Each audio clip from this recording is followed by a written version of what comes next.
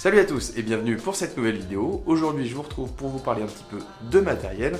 En l'occurrence on va faire une revue ensemble de filtres ND. Les filtres ND, qu'est-ce que c'est? Ce sont ces petites choses là. Donc là il y a plusieurs formats de filtres. Pour le drone, en l'occurrence le DJI Mavic. Là j'ai un format plus standard pour un objectif photo d'un diamètre bien spécifique. Et puis là, je vais avoir une autre version qui est pour les caméras type GoPro. Un filtre ND, qu'est-ce que c'est? Un filtre ND, si j'ouvre un petit peu cette boîte, vous allez comprendre assez rapidement, en ouverture de boîte je suis champion, c'est cette petite chose-là. Cette chose-là, je vais la mettre devant mon objectif et vous voyez, ça a tendance à assombrir tout simplement l'image. Celui-ci est un filtre variable, en tournant sur lui-même, voilà, je peux réduire plus ou moins la luminosité qui rentre dans l'objectif. Ça va également permettre de retrouver du détail dans l'image pour éviter qu'elle soit brûlée sur les zones trop blanches et trop lumineuses. Ce qui m'intéresse plus particulièrement aujourd'hui, ce sont ceux-ci. Ceux-là, ce sont les filtres que j'ai au format pour caméra GoPro. En l'occurrence GoPro 6, GoPro 5 ou la nouvelle GoPro qui vient de sortir. Et ça, ce sont les filtres de la marque Polar Pro. Pourquoi cela m'intéresse plus particulièrement aujourd'hui? Eh bien parce que, encore dernièrement, j'ai eu la chance de partir au ski et d'aller filmer un petit peu quelques images. Et avant mon départ, je savais absolument qu'il fallait que j'achète ces petites bêtes-là. J'en ai vu que très peu, ou trop peu, voire même quasi jamais sur des pistes de ski. Ou en moto par exemple, on voit beaucoup aussi des motards qui utilisent des caméras GoPro. Jamais j'ai vu personne, que très peu, utiliser des filtres. Pourtant ça c'est essentiel pour plusieurs raisons et c'est ce que je vous propose de voir aujourd'hui. On va faire une petite pause sur le produit, on va se reconcentrer sur la théorie. Dans la théorie, vous avez le triangle magique photo. Des trucs pointus là? Non, pas celui-là là. En réalité, le triangle magique photo, il est constitué de quoi? Il est constitué de la vitesse d'obturateur, il est constitué de l'ISO, et il est constitué surtout de l'ouverture. L'ouverture, qu'est-ce que c'est? Eh bien, sur votre objectif photo, sur l'objectif qui me filme par exemple ici, à l'intérieur, il va y avoir une petite bague de diaphragme qui va venir s'ouvrir ou se rétrécir en fonction de ce que je veux faire, si je veux faire entrer plus ou moins de lumière dans mon objectif. Celui-ci est réglable, pour d'autres objectifs ce n'est pas le cas. Un appareil réflexe, je suis capable d'ouvrir et de fermer mon objectif comme je veux. Ça va me permettre de jouer avec ce paramètre-là, ainsi que le paramètre ISO pour arriver à la vitesse d'obturateur qui m'intéresse en vidéo. Rappelez-vous, en vidéo, je dois régler absolument ma vitesse d'obturateur au double de ma fréquence d'image par seconde. Si je ne fais pas ça, je ne vais pas capturer suffisamment de flou de mouvement dans ma vidéo et mon rendu ne sera pas bon. Petit complément, alors que je suis en train de monter cette vidéo, j'ai trouvé une vidéo qui démontre parfaitement pourquoi il est important de bien régler sa vitesse d'obturateur.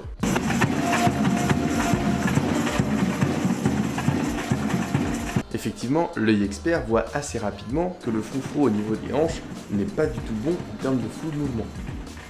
Du coup, quand vous êtes sur une caméra type GoPro, l'ouverture est fixe et vous ne pouvez pas la régler, ce qui va vous arriver, c'est que vous n'allez avoir qu'un seul paramètre de réglable pour avoir la vitesse d'obturateur qui vous intéresse, c'est l'ISO.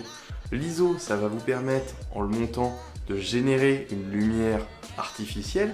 Par contre, une fois que vous êtes à 100 ISO au minimum, vous ne pouvez pas descendre en dessous. Et donc, quand c'est trop lumineux, qu'est-ce qui se passe? Votre image, si vous la mettez à la bonne vitesse d'obturateur, eh bien ça ne marchera pas. Vous allez avoir une image trop lumineuse, voire brûlée. Si vous regardez dans les caméras GoPro par exemple, si vous ne touchez à rien, dans les paramètres, vous allez voir que la vitesse d'obturateur est réglée sur automatique. Si vous laissez ce paramètre à automatique, la caméra, qu'est-ce qu'elle va faire? Eh bien, elle va regarder par rapport à la luminosité, à s'adapter et à augmenter la vitesse d'obturateur. Du coup, elle va monter par exemple en situation les très lumineuses très facilement à 1/960e et là on est très loin de ce que vous pouvez rechercher. Alors là, je sais ce que tu vas me dire. Tu vas me dire, quoi? Des filtres? Et qu'est-ce qu'on s'en bat les steaks des filtres? Je vais pas payer 100 balles pour des filtres. T'es malade. Oui, effectivement, il y a assez peu de monde, comme je le disais, qui utilise ce type de filtre sur leur caméra GoPro, mais je pense que c'est également ce genre de personnes qui laissent des commentaires comme ça sur les vidéos de GoPro. Waouh, les bâtards, la qualité de ouf! Ouais, n'importe quoi. Moi, de toute façon, ma caméra GoPro, elle a pas cette qualité-là. Vous êtes vraiment trop des mythos.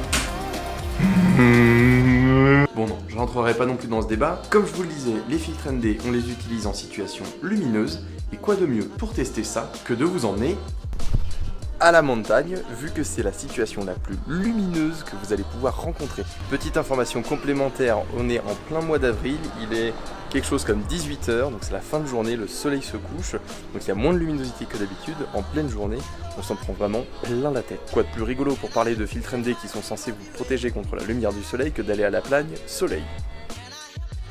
Quand je vous disais qu'on s'en prend vraiment plein la tête, ça c'est une image filmée avec un shutter à 1/120 pour 60 images secondes et on voit que c'est complètement cramé. Ça c'est une image que j'ai filmée en 1/960 qui était la valeur automatique que ma GoPro a sortie à ce moment-là. Comme il y a un filtre par-dessus, c'est pour ça que l'image est très sombre. Ce qu'on voit si je fais une petite arrêt sur image, c'est qu'il n'y a aucun flou de mouvement au niveau de ma main dans le mouvement. Si maintenant je remets le tout en 1/120 pour 60 images par seconde avec mon filtre, on voit non seulement que mon image est correctement exposée, mais qu'en plus il y a un flou de mouvement tout à fait naturel au niveau de ma main. Quelques images de la montagne parce que déjà eu d'une c'est joli, mais ensuite parce que le drone à ce moment-là est équipé lui aussi de filtres ND, toujours de la marque Polar Pro. En l'occurrence là c'était un ND16 qui est le plus puissant que j'ai dans le pack. Ce qu'on voit sur ce filtre là, c'est qu'en plus il est polarisé, c'est-à-dire qu'au niveau du ciel et puis de la réflexion de la lumière sur les flancs de montagne, eh bien je ne vais pas avoir le reflet lumineux trop important, parce que cette lumière là qui rebondit sur les faces de la montagne, elle est filtrée. Du coup, si j'en viens à des actions de ski, ce que vous pouvez voir, c'est que là, la fluidité de mouvement est assez intéressante.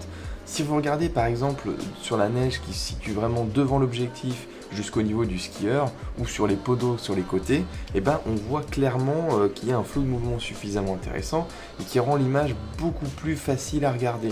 Hein, même à faible vitesse comme là, vous voyez tout de suite qu'il y a un effet de mouvement et qui vous donne une sensation vraiment d'avoir une caméra qui soit autre chose qu'une simple vidéo GoPro comme on a l'habitude de voir. Hein. Si on regarde même un petit peu avec des effets de ralenti comme ça, on a vraiment plus une sensation de vitesse. Si vous regardez par exemple là sur un shoot que j'ai filmé sur une piste, oui parce que c'est vrai que j'ai un niveau de dingue quand même, là par exemple, hop, les petits paquets de neige qui passent sur les côtés sont avec un flou de mouvement. Retour au studio. Donc moi c'est ces filtres là que j'ai utilisés. C'est le pack Cinema Series de la marque Polar Pro. C'est vendu dans un petit étui histoire de pouvoir les ranger et de les protéger des chocs. Et c'est vendu également avec une petite lingette pour les nettoyer. Ça vous évitera d'avoir quand même des grosses traces de doigts bien sales sur vos images. Attention, il y a un truc que j'ai failli faire en ouvrant la boîte. Au fond de la boîte, il y avait des petits joints qui en fait servent quand vous montez les filtres sur votre caméra à maintenir l'étanchéité de la GoPro.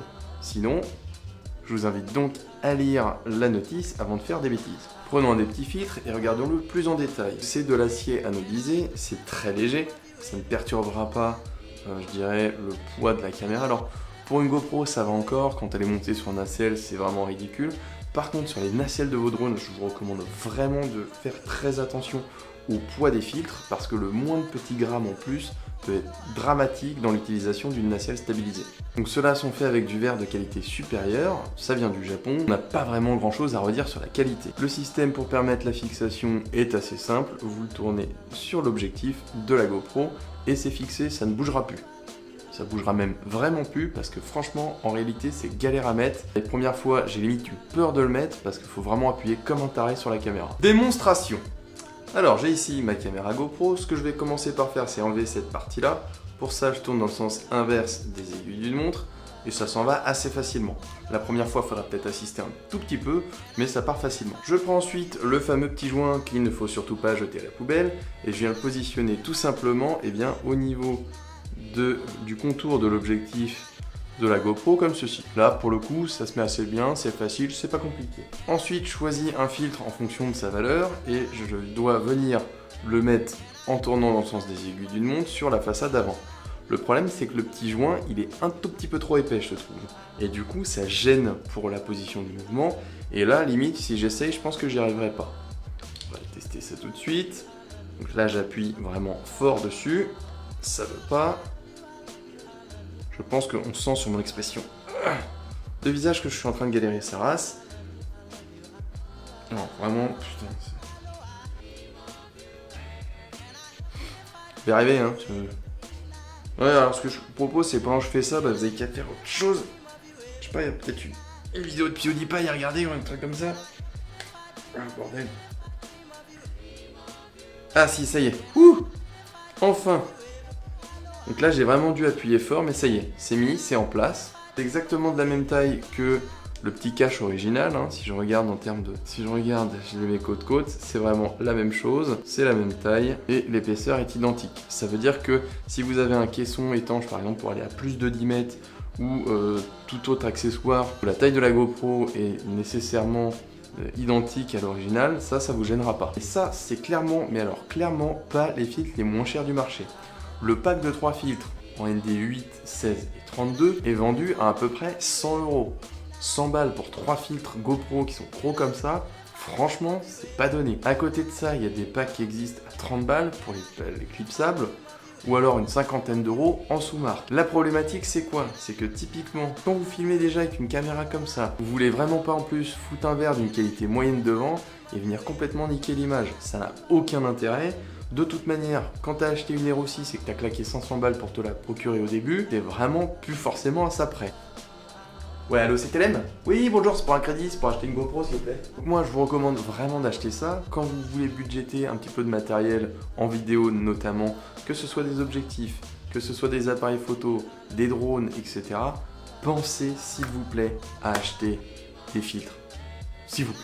On ne le dira jamais assez, sortez couverts. Voilà, ce sera tout pour aujourd'hui, pour cette vidéo. Ça a peut-être été un petit peu longuet. N'hésitez pas à me dire ce que vous en pensez dans les commentaires de la vidéo ou à me poser vos questions. Si vous voulez en savoir plus de manière globale sur des filtres ou d'autres types de filtres, n'hésitez pas à me poser la question, je pourrais éventuellement vous conseiller.